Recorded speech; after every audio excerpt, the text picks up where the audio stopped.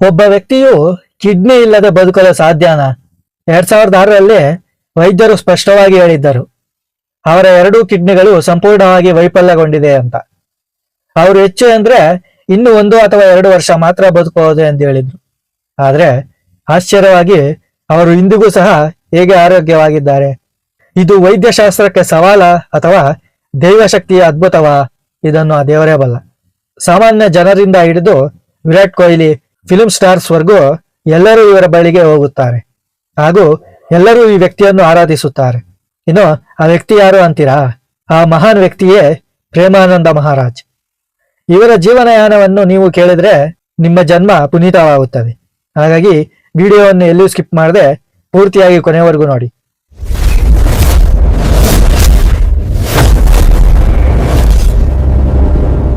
1969ರಲ್ಲಿ ಉತ್ತರ ಪ್ರದೇಶದ ಕಾನ್ಪುರದ ಸಮೀಪದ ಅಕ್ರಿ ಎಂಬ ಹಳ್ಳಿಯಲ್ಲಿ ಒಬ್ಬ ಬ್ರಾಹ್ಮಣ ಕುಟುಂಬದ ಶಂಭು ಪಾಂಡೆ ಹಾಗೂ ರಮಾದೇವಿಗೆ ಇವನು ಜನಿಸುತ್ತಾನೆ. ಇವರ ಮೂಲ ಹೆಸರು ಬಂದು ಅನಿರುದ್ಧ ಕುಮಾರ್ ಪಾಂಡೆ ಎಂದು. ಇನ್ನು ಕುಟುಂಬ ಸದಸ್ಯರೆಲ್ಲರೂ ಸಂಪೂರ್ಣವಾಗಿ ಆಧ್ಯಾತ್ಮಿಕ ಹಿನ್ನೆಲೆಯಾಗಿತ್ತು. ಚಿಕ್ಕ ವಯಸ್ಸಿನಿಂದಲೇ ಇವರ ಮನಸ್ಸಿನಲ್ಲಿ ಭಕ್ತಿಭಾವ ತುಂಬಿಕೊಂಡಿತ್ತು. ವಯಸ್ಸಿನಲ್ಲಿ ಚಿಕ್ಕವನಾಗಿದ್ದರೂ ಸಹ ಆಲೋಚನೆಗಳಲ್ಲಿ ತುಂಬಾ ದೊಡ್ಡವನಾಗಿದ್ದ. ಯಾವಾಗಲೂ ಭಜನೆ ಮಾಡುತ್ತಾ ಧಾರ್ಮಿಕ ಗ್ರಂಥಗಳನ್ನು ಓದುತ್ತಾ ಇರುತ್ತಿದ್ದ. ಅವನಿಗೆ 13 ವರ್ಷ ಆದ ನಂತರ ಅವನ ಮನಸ್ಸಿನಲ್ಲಿ ಒಂದು ಪ್ರಶ್ನೆ ಮೂಡುತ್ತದೆ. ಅದೇನೆಂದ್ರೆ, ಈ ತಂದೆ ತಾಯಿಯ ಪ್ರೀತಿ ಶಾಶ್ವತವೇ? ಒಂದು ದಿನ ಎಲ್ಲರೂ ಸಾಯುತ್ತಾರೆ, ಆದರೆ ಈ ಜಗತ್ತಿನಲ್ಲಿ ನಿಜವಾಗಿ ನನಗಾಗಿ ಉಳಿಯುವುದೇನು ಎಂದು ತನ್ನ ಮನಸ್ಸಿನಲ್ಲಿ ಪ್ರಶ್ನೆಗಳು ಮೂಡುತ್ತವೆ. ನಂತರ ಕೊನೆಗೆ ನನಗೆ ಆ ಭಗವಂತನೇ ದಿಕ್ಕು, ಆತನೇ ನನಗೆ ಶಾಶ್ವತ ಎಂಬ ಉತ್ತರವನ್ನು ಅವನು ಕಂಡುಕೊಳ್ಳುತ್ತಾನೆ. ಆಗ ಅವನು ತನ್ನ ಜೀವನದಲ್ಲಿನ ಅತಿ ದೊಡ್ಡ ನಿರ್ಧಾರವನ್ನು ತೆಗೆದುಕೊಳ್ಳುತ್ತಾನೆ. ಈ ಸಂಸಾರವನ್ನು ತ್ಯಜಿಸಬೇಕೆಂದು ನಿರ್ಧರಿಸುತ್ತಾನೆ. ಆಗ ಅವನು ತನ್ನ ತಾಯಿಯ ಬಳಿ ಹೋಗಿ, ಅಮ್ಮ, ನಾನು ಮನೆ ಬಿಟ್ಟು ಹೋಗಿ ಆ ದೇವರನ್ನು ಸೇರಿಕೊಳ್ಳಬೇಕು ಎಂದು ನಿರ್ಧರಿಸಿದ್ದೇನೆ ಎಂದು ತನ್ನ ತಾಯಿಗೆ ಹೇಳುತ್ತಾನೆ. ಆಗ ಅವಳು, ಹೀಗೆ ಓಡಿ ಹೋದರೆ ದೇವರು ಸಿಗುವುದಿಲ್ಲ, ಭಗವಂತನನ್ನು ಪಡೆಯಬೇಕಾದ್ರೆ ಅವನ ಭಜನೆಯನ್ನು ಮಾಡಬೇಕು ಎಂದು ಹೇಳಿ ಅವನು ಹೇಳಿದ ಮಾತುಗಳನ್ನು ಲಘುವಾಗಿ ತೆಗೆದುಕೊಳ್ಳುತ್ತಾಳೆ. ಆದರೆ ಅವನ ಸಂಕಲ್ಪ ಬಹಳ ದೃಢವಾಗಿತ್ತು. ಮರುದಿನವೇ ರಾತ್ರಿ ಸಮಯದಲ್ಲಿ ಮನೆ ಬಿಟ್ಟು ಹೋಗುತ್ತಾನೆ. ಆ ಕತ್ತಲಿನ ರಾತ್ರಿಯಲ್ಲಿ ಸುಮಾರು 15 ಕಿಲೋಮೀಟರ್ಗಳಷ್ಟು ನಡೆದು ಬೆಳಗಾಗುವ ಹೊತ್ತಿಗೆ ಅರಣ್ಯದಲ್ಲಿದ್ದ ಒಂದು ಶಿವಾಲಯವನ್ನು ತಲುಪುತ್ತಾನೆ. ಕೆಲ ಸಮಯದ ನಂತರ ಹಸಿವನ್ನು ತಾಳಲಾರನು. ಹಾಗಾಗಿ ಅವನು ಶಿವಲಿಂಗದ ಮುಂದೆ ಧ್ಯಾನದಲ್ಲಿ ಕುಳಿತುಕೊಳ್ಳುತ್ತಾನೆ. ಆಗ ಅದೇ ಸಮಯದಲ್ಲಿ ಒಬ್ಬ ವ್ಯಕ್ತಿ ದೇವಸ್ಥಾನದ ಹತ್ತಿರಕ್ಕೆ ಬಂದು, ಬಾಲಕ, ಇಲ್ಲಿ ಒಬ್ಬ ಸ್ವಾಮಿ ಇದ್ದರು ಅಲ್ಲವಾ, ಅವರು ಎಲ್ಲಿಗೆ ಹೋಗಿದ್ದಾರೆ ಗೊತ್ತೇ ಎಂದು ಕೇಳುತ್ತಾನೆ. ಆಗ ಬಾಲಕ, ನನಗೆ ಗೊತ್ತಿಲ್ಲ, ನಾನು ಈಗಷ್ಟೇ ಬಂದಿದ್ದೇನೆ ಎಂದು ಉತ್ತರಿಸುತ್ತಾನೆ. ಆ ವ್ಯಕ್ತಿ ಆ ಸ್ವಾಮಿಗಾಗಿ ಮೊಸರನ್ನು ತಂದಿದ್ದನು. ಹೀಗಾಗಿ ಸ್ವಾಮಿಗಳು ಇಲ್ಲದ ಕಾರಣ ಆ ಮೊಸರನ್ನು ಅವನಿಗೆ ಕೊಡುತ್ತಾನೆ. ಅನಿರುದ್ಧನಿಗೆ ಹಸುವು ಎಷ್ಟು ಇತ್ತು ಅಂದ್ರೆ ಸುಮಾರು 3-4 ಲೋಟಗಳಷ್ಟು ಮೊಸರನ್ನು ಗಡಗಡನೆ ಕುಡಿದು ಬಿಡುತ್ತಾನೆ. ನಂತರ ಅವನಿಗೆ ಒಂದು ಚಿಂತೆ ಕಾಡುತ್ತದೆ. ನಾನು ಯಾರನ್ನೂ ಕೇಳಲಿಲ್ಲ, ಆದರೆ ನನಗೆ ಹಸುವು ಬಂದ ಕೂಡಲೇ ಅನ್ನ ಹೇಗೆ ಬಂತು ಎಂದು ಯೋಚಿಸತೊಡಗುತ್ತಾನೆ. ನಂತರ ಇದು ಸ್ವಯಂ ಆ ಪರಮಶಿವನ ಸೂಚನೆಯೇ ಇರಬೇಕು. ನೀನು ಒಂಟಿಯಲ್ಲ, ನಾನು ನಿನ್ನ ಜೊತೆ ಇದ್ದೇನೆ ಎಂದು ಆ ಶಿವನು ನನಗೆ ನೀಡಿದ ಸಂದೇಶ ಇರಬೇಕು ಎಂದುಕೊಳ್ಳುತ್ತಾನೆ. ನಂತರ ಶಿವಲಿಂಗವನ್ನು ಬಿಗಿಯಾಗಿ ಅಪ್ಪಿಕೊಂಡು ಬಿಕ್ಕಿ ಬಿಕ್ಕಿ ಆನಂದದಿಂದ ಅಳುತ್ತಾನೆ. ಮತ್ತೊಂದೆಡೆಗೆ ಮಗನು ಕಾಣದೆ 3 ದಿನವಾಯಿತು. ಮನೆಯವರೆಲ್ಲರೂ ಎಲ್ಲಾ ಕಡೆ ಹುಡುಕುತ್ತಾರೆ. ಕೊನೆಗೆ ಯಾರೋ ಒಬ್ಬ ವ್ಯಕ್ತಿಯು ನಿಮ್ಮ ಮಗ ಅರಣ್ಯದ ಶಿವಾಲಯದಲ್ಲಿ ಇದ್ದಾನೆ ಎಂದು ಹೇಳುತ್ತಾರೆ. ಆಗ ತಕ್ಷಣವೇ ಕುಟುಂಬ ಸಮೇತ ಎಲ್ಲರೂ ಅಲ್ಲಿಗೆ ಹೋಗುತ್ತಾರೆ. ತಂದೆ 2-3 ಬಾರಿ ಎದ್ದು ನಿಲ್ಲು ಎಂದು ಗಟ್ಟಿಯಾಗಿ ಗದರುತ್ತಾರೆ. ಅದಕ್ಕೆ ಅವನು ತಲೆ ಎತ್ತಿ ಅಪಾರ ಧೈರ್ಯದಿಂದ, ನನ್ನ ಈ ಜೀವನ ಈಗ ಭಗವಂತನಿಗೆ ಅರ್ಪಿತವಾಗಿದೆ, ನಾನು ಮನೆಗೆ ಬರುವುದಿಲ್ಲ, ಇಲ್ಲಿ ನನ್ನನ್ನು ಕೊಂದರೂ ಪರವಾಗಿಲ್ಲ, ನಾನು ಮನೆಗೆ ಬರುವುದಿಲ್ಲ ಎಂದು ಹೇಳುತ್ತಾನೆ. ಆಗ ಅವನ ಮಾತುಗಳನ್ನು ಕೇಳಿ ತನ್ನ ಮಗನನ್ನು ಬಿಗಿಯಾಗಿ ತಬ್ಬಿಕೊಂಡು 3 ಬಾರಿ ರಾಮ್ ರಾಮ್ ರಾಮ್ ಎಂದು ಹೇಳಿ, ಹೋಗು ಮಗನೇ, ನೀನು ಬಂಜರು ಭೂಮಿಯಲ್ಲಿ ಕುಳಿತರೂ ಅಲ್ಲಿ ಹೂವಿನ ತೋಟ ಅರಳುತ್ತದೆ. ಈ ಜಗತ್ತಿನಲ್ಲಿ ಯಾವ ಶಕ್ತಿಯೂ ನಿನ್ನನ್ನು ಏನು ಮಾಡಲಾರದು. ಆದರೆ ಒಂದು ಮಾತ್ರ ನೆನಪಿಟ್ಟುಕೋ, ಯಾವುದೇ ಸಮಯದಲ್ಲೂ ಪರಸ್ತ್ರೀಯತ್ತ ತಪ್ಪಾಗಿ ನೋಡಬೇಡ, ಹಾಗೆ ಮಾಡಿದರೆ ನಿನ್ನ ಪತನ ಖಂಡಿತ ಎಂದು ಹೇಳಿ ಕುಟುಂಬದವರೆಲ್ಲರೂ ಅಲ್ಲಿಂದ ಹೊರಟು ಹೋಗುತ್ತಾರೆ. ಇನ್ನು ಅದೇ ಅವರ ಕುಟುಂಬದ ಕೊನೆಯ ಭೇಟಿಯಾಗಿತ್ತು. ಅದಾದ ನಂತರ ತನ್ನ ಕುಟುಂಬವನ್ನು ಭೇಟಿ ಮಾಡಲಿಲ್ಲ. ಇನ್ನು ಈ ಎಲ್ಲ ವಿಷಯ ಬರೀ ಟ್ರೇಲರ್ ಅಷ್ಟೇ. ಅಸಲಿ ಕಥೆ ಇಲ್ಲಿಂದ ಶುರುವಾಗುತ್ತದೆ. ಅನಿರುದ್ಧನು ಶಿವನ ವಾಸಸ್ಥಾನವಾದ ಕಾಶಿ ಕಡೆಗೆ ಹೊರಡುತ್ತಾನೆ. ಕಾಶಿಗೆ ತಲುಪಿದ ತಕ್ಷಣವೇ ನೈಷ್ಠಿಕ ಬ್ರಹ್ಮಚಾರ್ಯ ಎಂಬ ಕಠಿಣ ವ್ರತವನ್ನು ಸ್ವೀಕರಿಸುತ್ತಾನೆ.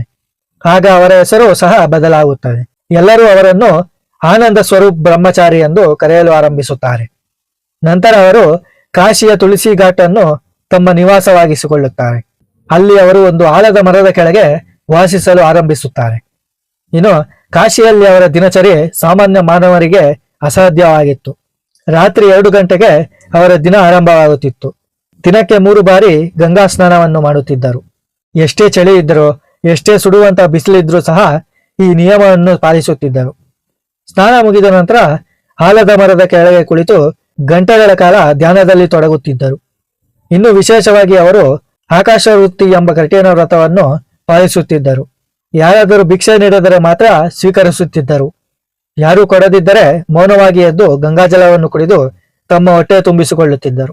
ದೇವರ ಇಚ್ಛೆಯೇ ತನ್ನ ಇಚ್ಛೆ ಎಂದು ಬದುಕುತ್ತಿದ್ದರು. ಹೀಗೆ ಕೆಲ ತಿಂಗಳುಗಳ ನಂತರ ಅವನ ಮನಸ್ಸಿನಲ್ಲಿ ಏನೋ ಕೊರತೆ. ಕೇವಲ ಜ್ಞಾನ ಬಂದರೆ ಸಾಲದು, ಆ ಶಿವನು ಸ್ವತಃ ದರ್ಶನ ನೀಡಬೇಕು ಎಂದು ತೀವ್ರವಾಗಿ ಬೇಡಿಕೊಳ್ಳುತ್ತಾನೆ. ಹೀಗೆ ಒಂದು ದಿನ ಅವನಿಗೆ ದೃಢ ನಂಬಿಕೆ ಮೂಡುತ್ತದೆ. ಇಂದು ಖಂಡಿತ ಮಹಾದೇವ ನನಗೆ ದರ್ಶನವನ್ನು ನೀಡುತ್ತಾನೆ ಎಂದು. ಅವನ ನಂಬಿಕೆ ದೃಢವಾಗಿತ್ತು. ಹೀಗಾಗಿ ಆ ದಿನ ಮಧ್ಯರಾತ್ರಿ ಆಲದ ಮರದ ಕೆಳಗೆ ಆ ಪರಮಶಿವನೇ ಅವನಿಗೆ ದರ್ಶನವನ್ನು ನೀಡುತ್ತಾನೆ. ಕೈಯಲ್ಲಿ ತ್ರಿಶೂಲ, ಕಂಠದಲ್ಲಿ ರುದ್ರಾಕ್ಷಗಳೊಂದಿಗೆ ಅವನಿಗೆ ದರ್ಶನವನ್ನು ನೀಡುತ್ತಾನೆ. ಶಿವನನ್ನು ನೋಡಿ ಅವನಿಗೆ ಮಾತೇ ಬರುವುದಿಲ್ಲ. ನಂತರ ಶಿವನಿಗೆ ಸಾಷ್ಟಾಂಗ ನಮಸ್ಕಾರ ಮಾಡುತ್ತಾನೆ. ಸ್ವಲ್ಪ ಸಮಯ ಮೌನವಾಗಿ ನಿಂತ ಮಹಾದೇವ ಮಾಯವಾಗುವ ಮುನ್ನ ಅನಿರುದ್ಧನ ಹೃದಯದಲ್ಲಿ ಬೃಂದಾವನ ಎಂಬ ಪ್ರೇಮದ ಬೀಜವನ್ನು ಬಿತ್ತುತ್ತಾನೆ. ಅದುವರೆಗೂ ಶಿವನೇ ಸರ್ವಸ್ವ ಎಂದುಕೊಂಡಿದ್ದ ಅವನ ಮನಸ್ಸಿನಲ್ಲಿ ಅಕಸ್ಮಾತ್ ಆಗಿ ಒಂದು ಆಲೋಚನೆ ಮೂಡುತ್ತದೆ. ಬೃಂದಾವನ ಹೇಗಿರಬಹುದು ಎಂದು ಯೋಚಿಸತೊಡಗುತ್ತಾನೆ. ಆದರೆ ಕೆಲ ಸಮಯದ ನಂತರ ಆ ಆಲೋಚನೆಯನ್ನು ಬದಿಗಿಟ್ಟು ಮತ್ತೆ ತುಳಸಿ ಘಾಟ್ನಲ್ಲಿ ಶಿವಧ್ಯಾನದಲ್ಲಿ ಮುಳುಗುತ್ತಾನೆ.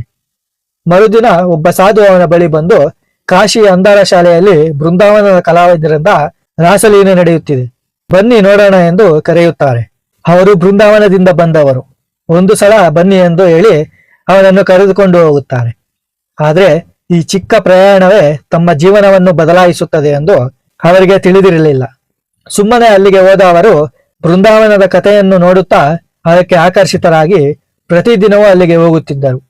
ಹಗಲು ಚೈತನ್ಯ ಲೀಲೆ, ರಾತ್ರಿ ರಾಸಲೀಲೆ, ಅದೇ ಅವರ ಲೋಕವಾಗಿ ಹೋಗಿತ್ತು. 1 ತಿಂಗಳು ಕಳೆಯಿತು. ರಾಸಲೀಲೆಗಳ ಪ್ರದರ್ಶನ ಮುಗಿಯಿತು. ಕಲಾವಿದರು ಬೃಂದಾವನಕ್ಕೆ ಹಿಂತಿರುಗಲು ಸಿದ್ಧರಾಗುತ್ತಾರೆ. ಅದನ್ನು ನೋಡಿ ಇವರು ಹೋಗಿಬಿಟ್ಟರೆ ನನ್ನ ಸ್ಥಿತಿ ಏನು? ಕೃಷ್ಣ ಲೀಲೆಗಳನ್ನು ನೋಡದೆ ನಾನು ಹೇಗೆ ಬದುಕಬಲ್ಲೆ ಎಂದು ತನ್ನ ಮನಸ್ಸಿನಲ್ಲಿ ಅಂದುಕೊಳ್ಳುತ್ತಾನೆ. ಆಗ ಅವನು ಒಂದು ಉಪಾಯವನ್ನು ಮಾಡುತ್ತಾನೆ. ನಾನು ಕೂಡ ಇವರ ಜೊತೆಗೆ ಹೋಗುತ್ತೇನೆ. ಇವರಿಗೆ ಸೇವೆ ಮಾಡುತ್ತಾ ಪ್ರತಿದಿನ ರಾಸಲೀಲೆಗಳನ್ನು ನೋಡುತ್ತಾ ಕಾಲ ಕಳೆಯುತ್ತೇನೆ ಎಂದು ನಿರ್ಧರಿಸಿ ಆ ಮಂಡಳಿಯ ಮ್ಯಾನೇಜರ್ನ ಭೇಟಿಯಾಗಿ, ಸ್ವಾಮಿ, ನಾನು ಒಬ್ಬ ಬಡವ, ನನಗೂ ನಿಮ್ಮ ಜೊತೆಗೆ ಕರೆದೊಯ್ಯುವಿರಾ ಎಂದು ಅವರ ಬಳಿ ಕೇಳಿಕೊಳ್ಳುತ್ತಾನೆ. ಆದರೆ ಆ ಮ್ಯಾನೇಜರ್, ಅದು ಸಾಧ್ಯವಿಲ್ಲ ಬಾಲಕ, ನಮ್ಮ ನಿಯಮಗಳು ಬೇರೆ ಎಂದು ಅವರು ಹೇಳುತ್ತಾರೆ. ಹೀಗಾಗಿ ಅವನು ಸುಮ್ಮನಾಗುತ್ತಾನೆ. ನಂತರ ಮತ್ತೆ ತಮ್ಮ ಹಳೆಯ ದಿನಚರಿಗೆ ಮರಳುತ್ತಾನೆ. ಬೆಳಗ್ಗೆ ಗಂಗಾ ಸ್ನಾನ, ತುಳಸಿ ಘಾಟ್ನಲ್ಲಿ ಧ್ಯಾನ. ಆದರೆ ಈಗ ಅವನ ಗುರಿ ಬದಲಾಗಿತ್ತು. ಯಾವಾಗಲೂ ಸಹ ಬೃಂದಾವನದ ಬಗ್ಗೆಯೇ ಯೋಚಿಸುತ್ತಾ ಇದ್ದ. ಯಾವಾಗ ಬೃಂದಾವನಕ್ಕೆ ಹೋಗುವೆ ಎಂದು ಅವರ ಮನಸ್ಸಿನಲ್ಲಿ ಅಂದುಕೊಳ್ಳುತ್ತಾ ಬೆಳಗ್ಗೆ ಧ್ಯಾನ, ಮಧ್ಯಾಹ್ನ ಧ್ಯಾನ ಮಾಡುತ್ತಿದ್ದರು. ಹೀಗೆ ಒಂದು ದಿನ ಬೆಳಗ್ಗೆ ತುಳಸಿ ಘಾಟ್ನಲ್ಲಿ ಧ್ಯಾನದಲ್ಲಿದ್ದಾಗ ಹನುಮಾನ್ ಮಂದಿರಕ್ಕೆ ಸೇರಿದ ಯುಗಲ್ ಕಿಶೋರ್ ಎಂಬ ಬಾಬಾ ಅವನಿಗೆ ಪರಿಚಯವಾಗುತ್ತಾರೆ. ಕೆಲ ದಿನಗಳ ನಂತರ ಯುಗಲ್ ಕಿಶೋರ್ ಬಾಬಾ ಅವರ ಸಹಾಯವನ್ನು ಪಡೆದು ಬೃಂದಾವನದ ಕಡೆಗೆ ಹೊರಡುತ್ತಾರೆ. ಕಾಶಿಯೊಂದಿಗೆ ಇದ್ದ ಋಣ ಇಲ್ಲಿಗೆ ಮುಗಿಯುತ್ತದೆ. ಮತ್ತೊಂದೆಡೆ ಬೃಂದಾವನವು ಕೈ ಬೀಸಿ ಕರೆಯುತ್ತದೆ. ಇಲ್ಲಿಂದಲೇ ಅವರ ಜೀವನದಲ್ಲಿ ಒಂದು ಹೊಸ ಕತೆ ಶುರುವಾಗುತ್ತದೆ. ಈ ಕಥೆನ ಇನ್ನೊಂದು ವಿಡಿಯೋದಲ್ಲಿ ಹೇಳ್ತೀನಿ. ಯಾಕಂದ್ರೆ ಒಂದೇ ವಿಡಿಯೋದಲ್ಲಿ ಎಲ್ಲ ವಿಷಯ ಹೇಳಿದ್ರೆ ವಿಡಿಯೋ ಲೆಂತ್ ಜಾಸ್ತಿ ಆಗುತ್ತೆ. ಹಾಗಾಗಿ ಮುಂದಿನ ಅಧ್ಯಾಯದ ವಿಡಿಯೋ ಬೇಕಂದ್ರೆ ಜೈ ರಾಧಾಕೃಷ್ಣ ಎಂದು ಕಮೆಂಟ್ ಮಾಡಿ, ಹಾಗೂ ತಪ್ಪದೆ ವಿಡಿಯೋಗೆ ಒಂದು ಲೈಕ್ ಮಾಡಿ. ಆಗ ಮಾತ್ರ ನಾನು ಪಾರ್ಟ್ 2 ವಿಡಿಯೋ ಮಾಡೋದು. ವಿಡಿಯೋವನ್ನು ಪೂರ್ತಿಯಾಗಿ ಕೊನೆವರೆಗೂ ನೋಡಿದ್ದಕ್ಕಾಗಿ ಧನ್ಯವಾದಗಳು.